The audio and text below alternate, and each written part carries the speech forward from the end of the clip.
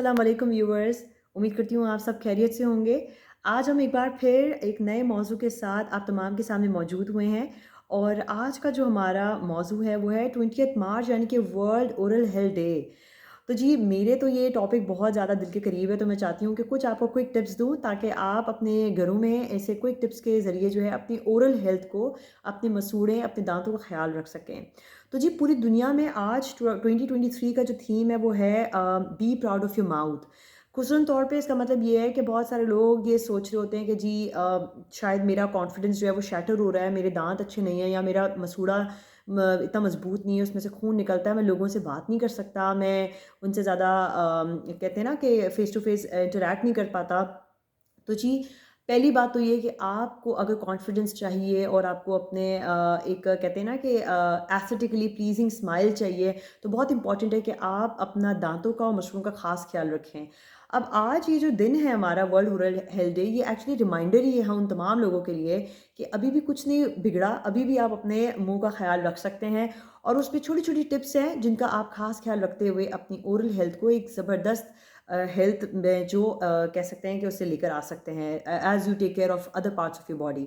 सबसे पहली चीज़ ये है कि सबसे पहले जब आप ब्रश करते हैं मॉर्निंग के अंदर, तो सबसे पहली आपकी जो मेन चीज़ होनी चाहिए, आपका ब्रश जो है वो 6 feet should be away from the washroom area.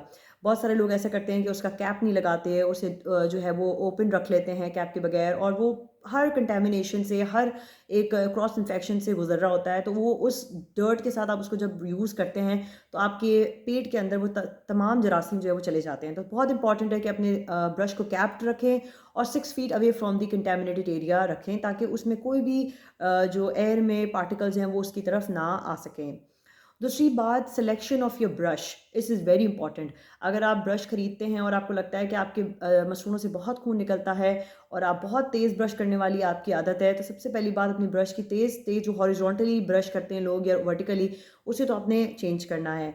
उसे सर्कुलर मोशन में लेकर आएँ और ब्रश की जो एक कहते हैं selection is very important. Try to select the soft bristle brush. तो ब्रशेज़ के ऊपर बाकायदा तौर पे लिखा हुआ होता है कि कौन-सा ब्रश है, उसकी सिलेक्शन आपके लिए इम्पॉर्टेंट है, तो सॉफ्ट ब्रश का जो है वो सिलेक्शन करें। तीसरी टिप ये है कि जो आपने ब्रश करना है वो नाश्ते के बाद और रात को सोने से पहले। तो जब आप नाश्ते के बाद ब्रश करेंगे तो पूरा दिन आपका एक समझ लें फ्रेशनेस आपको देगा माउथ में और जितने भी बैक्टीरियाज़ होंगे उसे वो किल करता रहेगा, एक्ट करेगा स्ट्रांगली।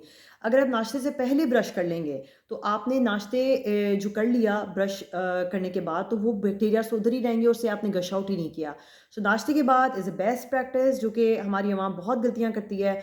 नाश्ते के बाद फ़ौरी ब्रश करें और आधे घंटे बाद करें तो बहुत अच्छा है ताकि आपका पूरा जो दिन है वो बिल्कुल सही रहे और आधे घंटे बाद वैसे भी बैक्टीरियाज़ बनते हैं मुँह के अंदर, कोई भी आप खाना खाएँ तो आधे घंटे बाद जब उसको इसे किल कर देंगे तो पूरा दिन आपका बिल्कुल ही ज़बरदस्त जाएगा और रात को सोने से पहले तो पूरी रात आपकी प्रोटेक्टेड रहेगी। तीसरी चीज़, हर खाने के बाद एक ज़रूरी है कि आप अपने साथ एक फ्लॉस का इख्तिताम करें या मैं कहूँगी उसका सिलेक्शन करें। इम्पॉर्टेंट ये है कि वो फ्लॉस जो है वो टूटा हुआ ना हो, कमज़ोर ना हो, अदरवाइज़ वो आपके दाँतों के दरमियान जो कॉन्टैक्ट एरिया होता है उसमें फँस सकता है। तो खाने के बाद फ्लॉस का इस्तेमाल करें। दागे भी होते हैं और कभी-कभार एक स्टिक के साथ भी आपके फ्लॉस लगे हुए होते हैं, जो भी आपके लिए प्रोबेबल है या ईज़ी है उसको आपने इस्तेमाल करना चाहिए। चौथी चीज़, बहुत सारे लोग हमसे पूछते हैं कि जी माउथ वॉश का इस्तेमाल करना चाहिए कि नहीं? और अगर मैं ब्रश ना करूँ, मैं माउथ वॉश का इस्तेमाल करूँ तो क्या वो मेरा काम मुकम्मल कर देगा? तो मैं हमेशा बताती हूँ कि जी माउथ वॉश जो है वो आपके लिए एक एडजंक्ट या फिर एक मैं कहूँगी आपको एडिशनल हेल्प करता है। अगर आपको लगता है कि आपको माउथ ब्रीदिंग के प्रॉब्लम्स हैं, बहुत बैड ब्रीदिंग के हैं प्रॉब्लम्स और आपके मुँह से बदबू आती है, हैलिडोसिस है, तो आप अपने साथ माउथ वॉश रखें जैसे आप सैनिटाइज़र को अपने साथ रखते हैं, ताकि अगर आपको ऐसा लगता है आप उसे माउथ वॉश यूज़ कर सकते हैं और आप ब्रश के बाद भी उसे यूज़ कर सकते हैं। But it is not the complete replacement of your toothpaste. जैसे मैं हमेशा कहती हूँ सुन्नत भी है हमारी कि हमें मिसवाक करना चाहिए, उसका इस्तेमाल भी साथ-साथ करना चाहिए। तो ये इन चीज़ों को रखने से कोई भी हर्ज नहीं है, ये अच्छी चीज़ें हैं और अपनी लाइफ़स्टाइल में अपने रोज़ाना ओरल हाइजीन को मेंटेन करने के लिए लाज़िम इस्तेमाल रखनी चाहिए। आपके मुँह के लिए ख़ुसूसन तौर पे मसूड़ों के लिए, दाँतों के लिए कुछ वो मिनरल्स और विटामिन्स बहुत इंपॉर्टेंट हैं।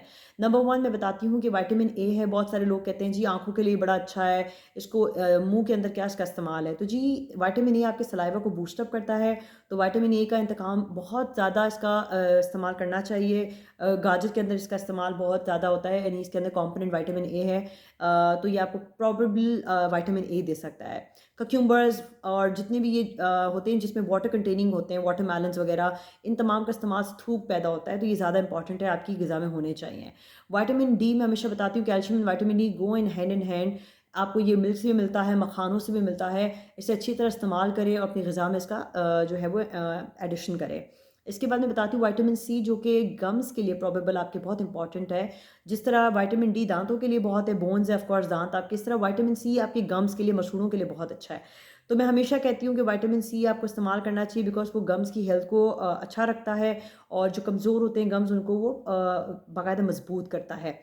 तो ये इम्पॉर्टेंट चीज़ें तो हैं, लेकिन साथ-साथ अगर एक और मिनरल का मैं एडिशन बताऊँ तो वो फ्लोराइड होता है, जो कि आपके टूथपेस्ट के अंदर होता है। और अच्छी बात ये होती है कि आप जो है वो टूथपेस्ट के ऊपर पढ़ें कि उसके अंदर फ्लोराइड कंटेनिंग कंपोनेंट है कि नहीं है। अदरवाइज़ वो आपको एक प्रोटेक्शन नहीं देगा कैरीज़ के अगेंस्ट, क्योंकि आपको एक्चुअली कैरीज़ के अगेंस्ट ही जो है प्रोटेक्शन एक मिनरल चाहिए, व्हिच इज़ दी फ्लोराइड।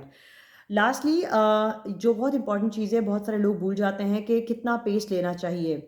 बच्चों के अंदर हम कहते हैं चावल के दाने तक अपने जितना जो है पेस्ट निकालना है, और बड़ों में जो है मटर के दाने तक।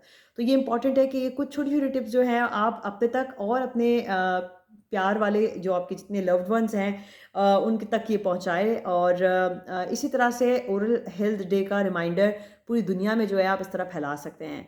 तो अब इस बार तो मैं आप तब सबसे जो है वो गुड बाय कहूँगी, और नेक्स्ट टाइम कोई एक और छोटी वीडियो के साथ आप तमाम के सामने मौजूद होंगी। Thank you. अल्लाह हाफ़िज़।